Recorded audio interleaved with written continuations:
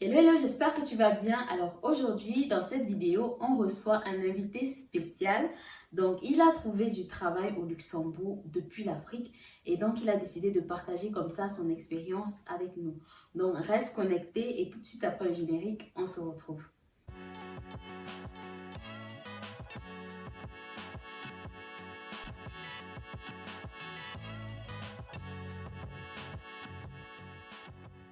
Alors, bonjour Alexandre, comment tu vas? Bonjour, je vais très bien, merci et vous? Merci, je vais bien. Déjà, merci d'avoir accepté l'invitation.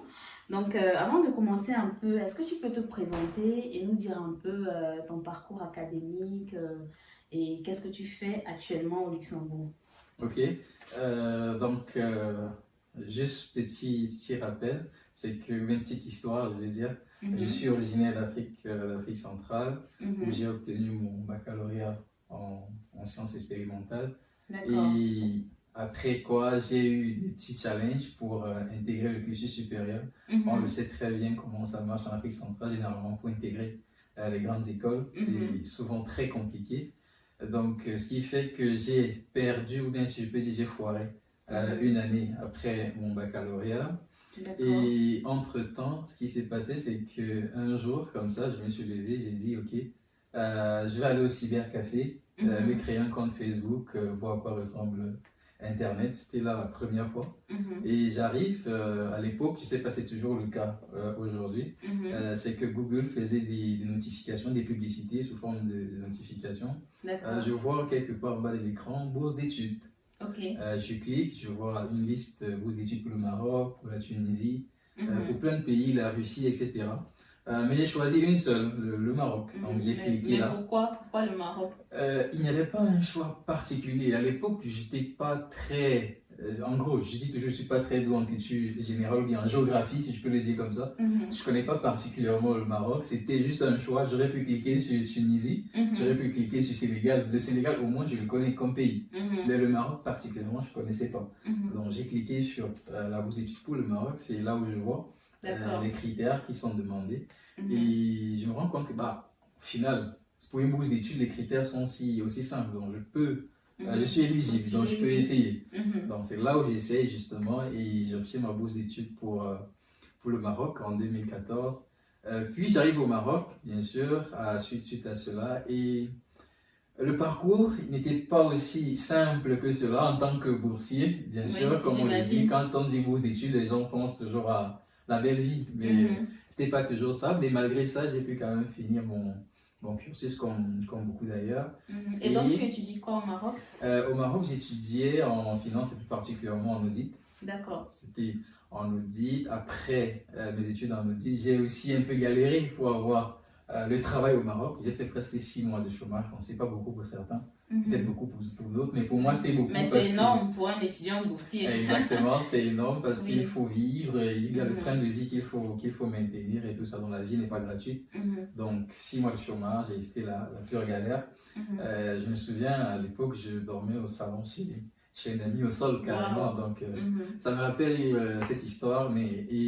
Franchement, je n'oublierai jamais cet ami, même si aujourd'hui on ne parle pas beaucoup, mais il Mhm. reste toujours en mémoire au regard du geste qu'il a fait pour moi Ouais. à Mhm. l'époque. Et bon, aussi, après le Maroc, j'ai rejoint le Luxembourg il y a quelques années, Mhm. donc, où je travaille également en audit. Et D'accord. en résumé, c'est ça mon parcours. Maintenant, s'il y a d'autres questions, on verra par la suite. D'accord, ok. Justement, on va revenir parce que le cœur du sujet, c'est vraiment comment tu as trouvé ton premier emploi au Luxembourg. Donc, à quel moment, étant au Maroc, à quel moment ton choix se pose sur le Luxembourg? Oui, en audit, j'avais eu cette chance-là à l'époque quand je travaillais au Mhm. Maroc, c'est que j'ai eu un dossier qui ressemblait à un véhicule, à un type d'investissement particulier. Quelque D'accord. chose que j'entendais seulement dans les journaux ou bien que je voyais sur des documents, etc., de finances et tout. En Mhm. fait, il s'agit des fonds d'investissement. Je me suis dit, ah, ok, les fonds d'investissement, ça m'a l'air d'un sujet plus ou moins particulier et très intéressant. Mhm. Je me suis dit, bah, au Maroc, il n'y en a pas. Il n'y en a pas beaucoup en tout cas. Il y en a Mhm. très peu. Ouais. Et quels sont les pays où est-ce que je peux avoir ce type de véhicule, où est-ce que je peux exercer comme métier? Bon, j'ai cherché. j'ai trouvé Luxembourg, New York, le Canada, Mhm. Amsterdam, des grosses places financières en tout cas. Oui. Donc j'ai vu ces places financières-là. Mhm. Et j'ai dit, bon, ok, je suis en audit, maintenant switcher en finance pure, dans les fonds, la transition, comment elle va se faire? Mhm. Donc je me suis dit, ok, puisque je suis en audit, pourquoi ne pas essayer de voir si je peux intégrer l'audit des fonds d'investissement? Donc c'est D'accord. comme ça que c'est parti. J'ai Mhm. commencé à postuler, j'ai postulé dans les grands cabinets que vous connaissez, les grands noms que vous connaissez d'ailleurs, dont je n'ai pas besoin de citer les noms. Mhm. Donc j'ai postulé, j'ai eu plein de rejets.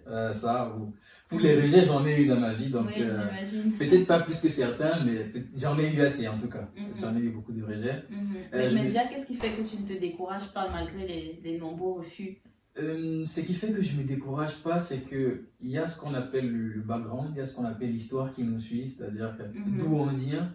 Oui. On sait en fait quels sont les défis de nos familles, on sait quels sont nos défis au quotidien. Mhm. Ce qui fait qu'on ne va pas se permettre d'opter pour la facilité Oui. ou bien d'opter pour des chemins peu catholiques. Donc, il faut, en Mhm. gros, en résumé, il faut bosser. C'est ça. Donc, Mhm. c'est ça le but. Mhm. Donc, comme je disais tantôt, c'est que l'intérêt, c'est de porter sur ça, mais maintenant, la question, c'était comment le faire. Oui. C'était ça mon plus gros challenge à cette époque-là. J'ai Mhm. postulé, j'ai eu beaucoup de rejets. Et malgré ça, je n'ai pas abandonné. Je me souviens de la dernière offre que j'ai vue. Mhm. J'ai postulé, j'ai dit ça, c'est vraiment la dernière. Je reçois un coup de fil, voilà, Alexandre, votre profil m'intéresse bien. Est-ce que ça ne vous dérange pas qu'on programme un entretien et tout ça? Mhm. Je dis ok, on va programmer et tout ça. Bon, je ne savais pas quelles sont les questions que je vais recevoir vu que c'est un domaine particulier. Mhm. Mais bizarrement, j'ai eu des questions classiques, D'accord. des questions de tous les jours. Mhm. Mais avant ça, je me suis préparé bien sûr aux éventualités. Bon, j'ai eu des questions tous les jours d'audit que je connais et tout ça. Mhm. Ça s'est très bien passé. Et voilà. l'entretien, c'était Boum. par visio, c'est ça? Exactement, l'entretien c'était par visio, donc c'était par visioconférence, via les Mhm. outils que vous connaissez d'ailleurs. D'accord, ok, ok. Et donc après ça, tu reçois une réponse Exactement. positive. Après ça, bon, tout un processus bien sûr. Le processus, c'est pas ok, on t'appelle, on te dit tu as été retenu. Donc, il y a Mhm. toute une étape à suivre. Entretien préliminaire, entretien avec les ressources humaines, entretien technique, entretien final, donc tout un Wow. tas d'entretiens, ça il y en a. Ça, Mhm. faut pas croire que c'est aussi simple. Donc, Mhm. tout un tas d'entretiens, je veux dire. Mhm. Et bon, à l'issue de cela, je suis sélectionné. Bon. Et Mhm. c'est là où j'ai viens au Luxembourg, via bien sûr toute une procédure aussi à respecter. Donc, Mhm. ça, bon, je ne sais pas si vous avez prévu une question pour ça, mais Oui, justement, c'était la prochaine question. Est-ce que tu peux nous parler un peu de ton processus d'immigration, c'est-à-dire à partir du moment où tu es retenu par l'employeur, comment ça se passe pour l'autorisation de travail, le visa et tout ça? ok, et justement, parlant de ce volet, bon, normalement, puisque c'est une procédure classique, c'est l'employeur qui t'a recruté, c'est l'employeur qui est supposé faire toutes les démarches oui. pour toi. Mhm. Donc, il suffit de lui fournir les documents qu'il va te demander. Donc, j'imagine ces documents comme pièce d'identité, diplôme, Mhm. quoi d'autre, certificat si vous en avez. Donc, ce genre de documentation, quoi. Donc, si D'accord. vous l'avez, normalement, l'employeur s'occupe du reste et vous délivre en fait votre contrat de travail qui va être utile pour faire le permis de séjour. D'accord. Au ok. final. Donc, au final, c'est l'employeur qui s'occupe de ces démarches-là. Ce n'est pas vous. Ok. Et est-ce que tu te rappelles un peu combien de temps, à peu près, environ, combien de temps ça a mis? Pour ma part, ça m'a pris en globalité 1 mois et demi, 2 mois. Mais D'accord. maximum, c'était 2 mois. Mhm. Le maximum était de 2 mois dans le temps de recevoir le contrat, de signer, de renvoyer, Mhm. de recevoir la lettre d'invitation, de signer, légaliser, de renvoyer pour qu'on m'envoie le permis de travail. Donc, Mhm. en gros, c'était ça. Ok, d'accord. Alors du coup, tu arrives au Luxembourg, hein, un nouveau pays que tu ne connais pas. Comment se passe l'installation au niveau de la recherche de logement, au niveau pour établir le titre de séjour? Comment ça se passe pour toi? Déjà pour la partie logement, croyez-moi, il faut savoir que vous êtes abandonné à vous-même. Donc c'est pas ce qu'on croit ou bien ce qu'on dit. Moi personnellement, je connaissais personne ici. Mhm. Donc pour tout ce qui est logement, à l'avance, je me souviens, j'ai fait quand même des recherches sur Internet, déjà pour savoir c'est quoi le coût de la vie. Parce que aussi, avant de s'aventurer dans un pays, Mhm. il faut connaître en fait c'est quoi le coût de la vie.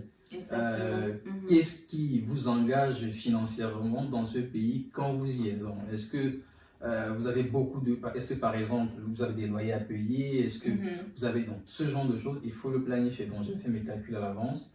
J'ai fait des recherches sur les logements, comment trouver un logement, comment ça se paye, comment ce genre de procédure. Donc c'était pas très évident. Je me souviens, j'ai fait une première réservation qu'on a refusée.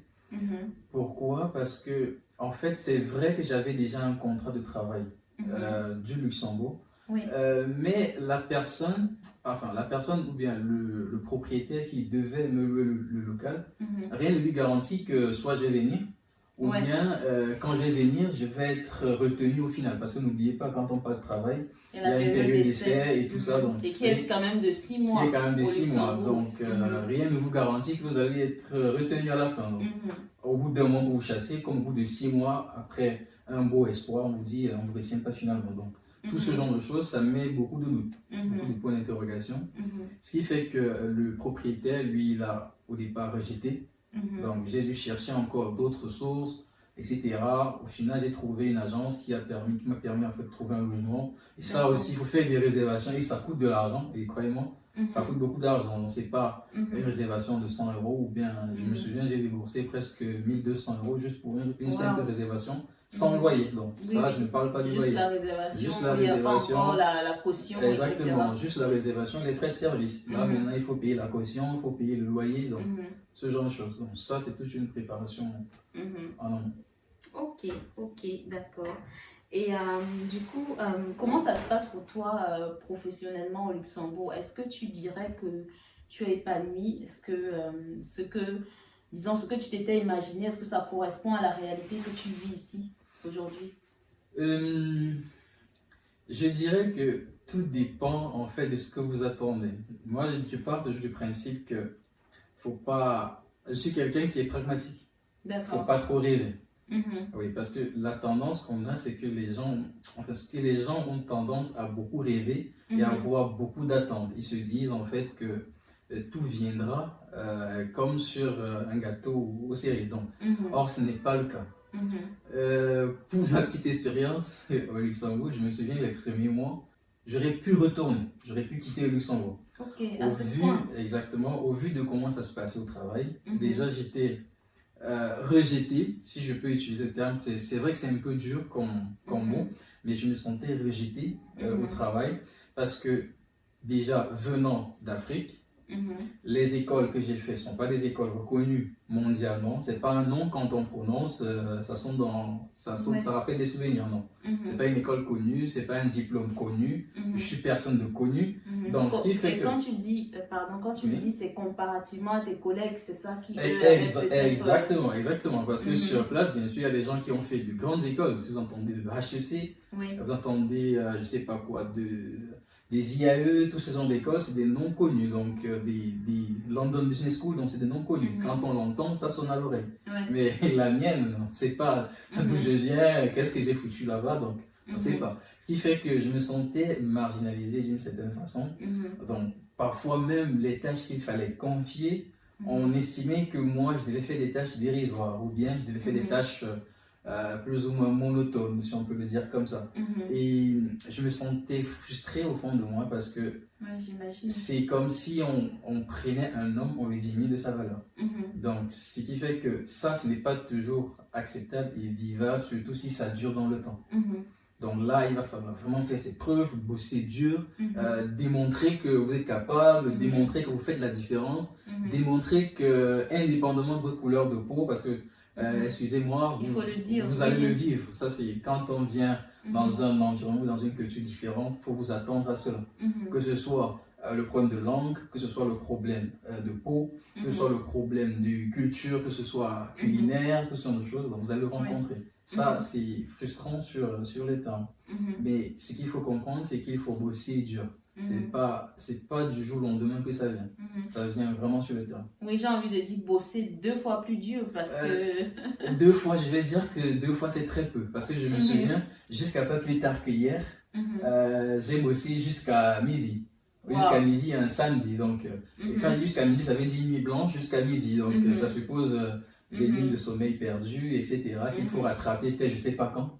Donc, on ne sait jamais, je sais pas quand est-ce que je vais le rattraper. Donc, Vous comprenez en fait à quel point je veux dire bosser dur. C'est pas 2 fois, c'est pas 3 fois. Si je peux le dire 20 fois, si, si vous me permettez d'extrapoler comme ça. Oui, je pense que c'est très important de souligner ça parce que comme tu dis, on a tendance à avoir beaucoup d'attentes, à s'imaginer beaucoup de choses qui ne sont pas forcément vraies en fait. La réalité du terrain est complètement différente et je veux vraiment souligner ici que en fait, il faut qu'on se rende compte qu'il faut travailler. Il faut travailler. Quand on veut quelque chose, en fait, il faut aller le chercher. Et pour nous, en tant qu'étrangers, comme tu le disais, il faut bosser encore 10 fois plus, quoi.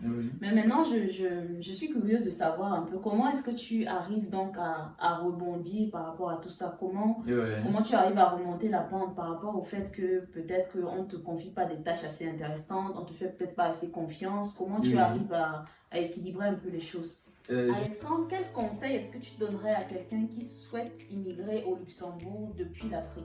Comment est-ce qu'on peut faire concrètement pour trouver du travail au Luxembourg en tant qu'étranger? Et est-ce qu'il y a des secteurs particuliers qui recrutent plus facilement les étrangers?